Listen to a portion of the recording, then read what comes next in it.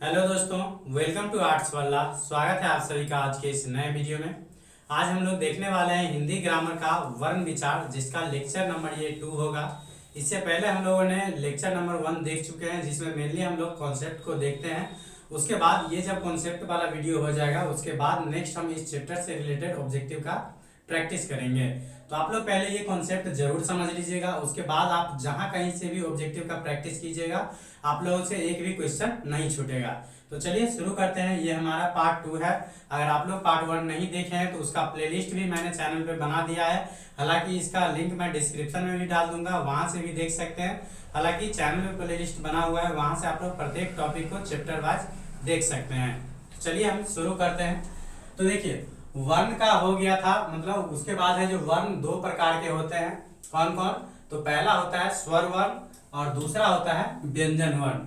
तो स्वर वर्ण को इंग्लिश में बोलते हैं वोवेल और व्यंजन वर्ण को इंग्लिश में क्या बोलते हैं? तो कॉन्सोनेंट। तो ये बेसिक है। कभी कभी अगर नॉर्मल पूछा जाए तो यही पूछ लेता है जो वर्ण के कितने भेद होते हैं। तो ये सिंपल एग्जाम में पूछा जाता है, हालांकि इससे ज्यादा क्वेश्चन नहीं बनता है। तो उसके बाद याद रखना है कि वर्ण के 2 भेद होते हैं, स्वर वर्ण और व्यंजन वर्ण। तो अब जानेंगे हम लोग स्वर वर्ण के बारे में। जो स्वर वर्ण क्या होता है, मतलब वोवेल क्या होता है, या स्वर वर्ण किसे कहते हैं। तो याद रखिएगा, जो ऐसे वर्ण जिनके उच्चारण में किसी अन्य वर्ण की आवश्यकता नहीं होती है, उसे हम लोग क्या बोलते हैं? तो स्वर वर्ण। क्या याद रखना है? जो स्वर वर्ण किसे कहते हैं? तो ऐसे वर्ण जिनके उच्चारण में किसी दूसरे वर्ण की सहायता की आवश्यकता नहीं होती है, या बोल सकते हैं जिस वर्ण की उच्चारण जो है स्वतंत्र होता है, मतलब जिसके उच्चारण में किसी दूसरे वर्ण की सहायता नहीं लेनी पड़ती है, तो उसे हम लोग बोलते हैं स्वर वर्ण। जैसे देखिए, जैसे हो गया अ, तो अ बोलते हैं तो अ में सिर्फ अ ही आता है, तो अ। उसके बाद हो गया आ, उसके बाद हर्ष ई, दीर्घ ई, हर्ष उ, दुर्ग उ, उसके बाद हो गया री, उसके बाद ए, ऐ, ओ और औ। तो ये जो कुल कितने हैं? 11। तो याद रखिएगा, अगर पूछा जाए स्वर वर्ण की संख्या कितनी होती है, तो क्या याद रखना है आप लोगों को? 11। कौन कौन है? तो अ, आ, हर्षी, दीर्घ ई, हर्षु, दुर्ग उ, उसके बाद हो गया री, ए, ऐ, ओ और औ। याद रखना है, सिंपल अ कंप्लीट है। उसके बाद ए में से 4 अक्षर है स्टार्टिंग वाला, उसके बाद एक री है, तो 6 4 10 और एक री 11 हो गया। तो याद रख लीजिएगा, काफी इंपोर्टेंट क्वेश्चन है। जो स्वर वर्ण की संख्या कितनी होती है, तो क्या याद रखना है? 11। ये ऑब्जेक्टिव में भी आप लोगों को काफी काम आएगा। उसके बाद स्वर वर्ण के बारे में इंपोर्टेंट लाइन याद रखना है, जो इसके उच्चारण में जो है कंठ और तालु का उपयोग किया जाता है। तो याद रखिएगा, स्वर वर्ण के उच्चारण में किसका उपयोग किया जाता है? तो सिर्फ कंठ और तालु का। तो ये भी याद रख सकते हैं आप लोगों को। ये भी आप लोगों को हेल्प करेगा कहाँ? तो ऑब्जेक्टिव जब पूछता है तब वहां भी उच्चारण स्थान से ऑब्जेक्टिव काफी ज्यादा बनता है। हालांकि आगे पता चल जाएगा आप लोगों को। उसके बाद ये हो गया स्वर वर्ण। उसके बाद व्यंजन वर्ण इसके बाद पढ़ेंगे। पहले स्वर वर्ण के बारे में कंप्लीट जानकारी ले लेते हैं। जैसे वर्ण के 2 भेद हुआ था, स्वर वर्ण और व्यंजन वर्ण। तो स्वर वर्ण किसे कहते हैं, ये तो मैंने बता दिया। फिर स्वर वर्ण के भी 2 भेद होते हैं। क्या याद रखना है? स्वर वर्ण के भी फिर 2 भेद होते हैं। पहला होता है मूल स्वर और दूसरा होता है संयुक्त स्वर। तो मूल स्वर उसे बोलते हैं जिसमें किसी दूसरे वर्ण का मिलावट नहीं रहता है, उसे हम बोलते हैं मूल स्वर। जैसे अ बोलेंगे तो अ में सिर्फ अ आता है, उसके बाद आ बोलेंगे तो आ में सिर्फ आ आता है, तो इसीलिए इस सब को क्या बोलेंगे? मूल स्वर। हर्ष ई में सिर्फ हर्षी आता है, हर्षु, दुर्गु, तो ये सभी क्या हो जाएगा? मूल स्वर। उसके बाद संयुक्त स्वर किसे कहते हैं? तो जिसमें दूसरे वर्ण का भी उच्चारण रहता है, उच्चारण या मिलावट रहता है। जैसे बोलेंगे, देखिए ऐ, ऐ बोलेंगे तो ऐ क्या होता है? तो अ और ए, तो अ और ए दोनों को मिलने से क्या होता है? ऐ। तो इसमें देखिए 2 वर्ण का क्या है? मिलावट है, तो इसीलिए इसे हम लोग बोलते हैं संयुक्त स्वर। मूल स्वर में क्या रहता है? तो जिसका मतलब जिसमें कोई मिलावट नहीं हो एक प्रकार से, और जिसमें मिलावट हो उसे बोलेंगे संयुक्त स्वर। जैसे देखिए औ, तो औ में किन 2 वर्णों का मिलावट है समझिए, तो अ और ओ। तो अ प्लस ओ बराबर क्या हो जाता है? तो ये हो जाता है औ। तो औ भी क्या हो जाएगा? तो ये हो जाएगा संयुक्त स्वर। फिर जैसे स्वर वर्ण के दो भेद हुआ, मूल स्वर और संयुक्त स्वर। उसी प्रकार से मूल स्वर के भी दो भेद होते हैं। कौन कौन? तो पहला हो गया ह्रस्व स्वर और दूसरा हो गया दीर्घ स्वर। तो ह्रस्व स्वर किसे बोलते हैं? तो जिसके उच्चारण में कम समय लगता है। तो ह्रस्व स्वर के बारे में क्या याद रखना है? जिसके उच्चारण में कम समय लगता है। जैसे आप लोग इसे बोल के भी देख सकते हैं, जैसे बोलेंगे अ आ हर्षु री, तो इसको क्या डायरेक्टली बोल सकते हैं।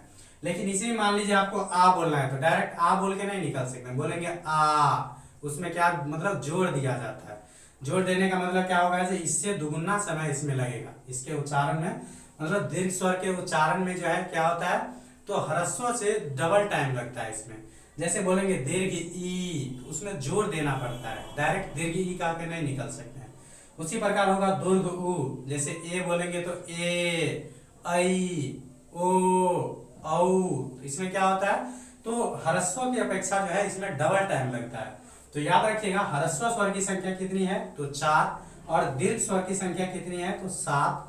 कौन कौन है? तो याद रखिएगा आ, दीर्घ ई, दुर्घ उ, ए, ऐ, ओ, औ। तो ये हो गया दीर्घ स्वर। तो चलिए स्टार्टिंग से मैं एक बार रिपीट कर देता हूं आप लोगों को। जो वर्ण किसे कहते हैं? तो वर्ण उस मूलध्वनि को कहते हैं जिसे खंड या टुकड़ा नहीं किया जा सकता है, अर्थात वर्ण जो है हिंदी भाषा की सबसे छोटी इकाई है।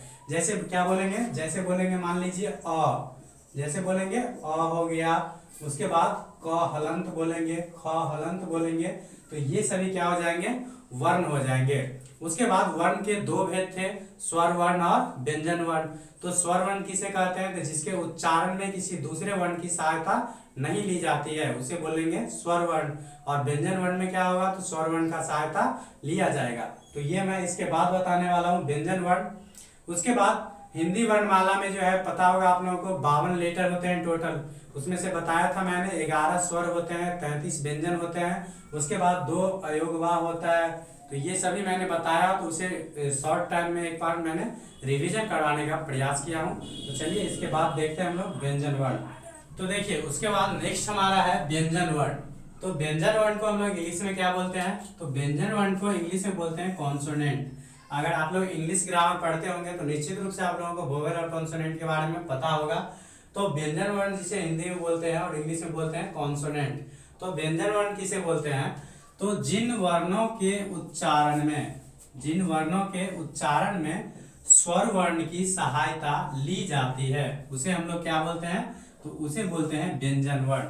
स्वर वर्ण किसे बोलते थे? तो जिन वर्ण के उच्चारण में किसी दूसरे वर्ण की सहायता नहीं ली जाती थी। लेकिन व्यंजन वर्ण में क्या होता है? तो इसके उच्चारण में स्वर वर्ण की सहायता ली जाती है। तो याद रखिएगा व्यंजन वर्ण किसे बोलते हैं? तो ऐसा वर्ण जिनके उच्चारण में स्वर वर्ण की सहायता ली जाती है उसे क्या बोलते हैं? व्यंजन वर्ण। जैसे बोलेंगे क, अबे सबटा क्लियर। जैसे बोलेंगे क, तो क बोलेंगे तो इसमें वास्तव में 2 वर्ण का मेल होता है। एक क्या हो गया? तो एक होता है क हलंत प्लस अ। तो इसमें देखिए क का सही उच्चारण करने के लिए क्या होता है? क हलंत प्लस अ, मतलब लास्ट में अ का जरूरत होता है। तो अ क्या है? स्वर है। तो इस प्रकार से बोल सकते हैं हम, जो क के उच्चारण में जो है अ आता है, तो अ क्या है? स्वर है। अर्थात क के उच्चारण में स्वर वर्ण का सहायता लेना पड़ा, इसीलिए हम क को क्या बोलेंगे? व्यंजन वर्ण।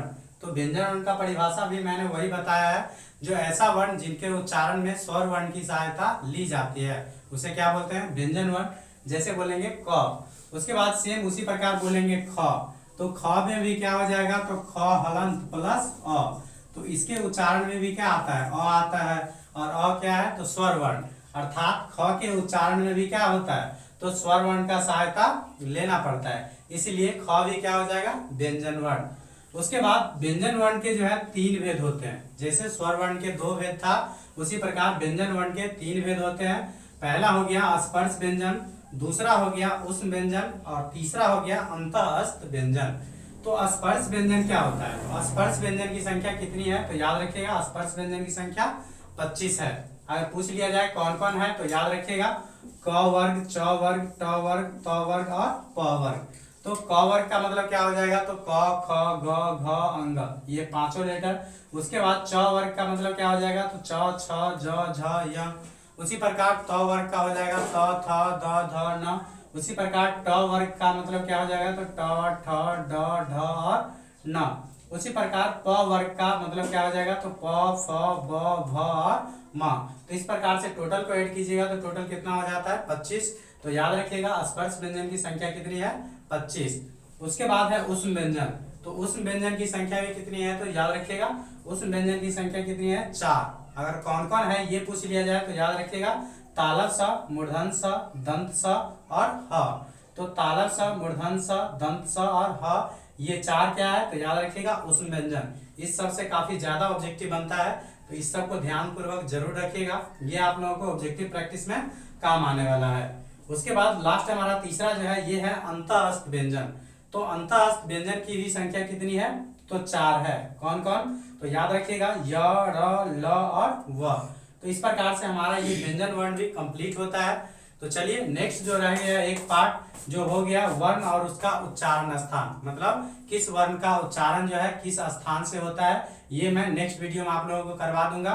उसके बाद इस वर्ण से रिलेटेड जितना भी ऑब्जेक्टिव होगा उसका भी मैं ऑब्जेक्टिव के रूप में प्रैक्टिस आप लोगों को करवा दूंगा। तो थैंक यू फॉर वॉचिंग।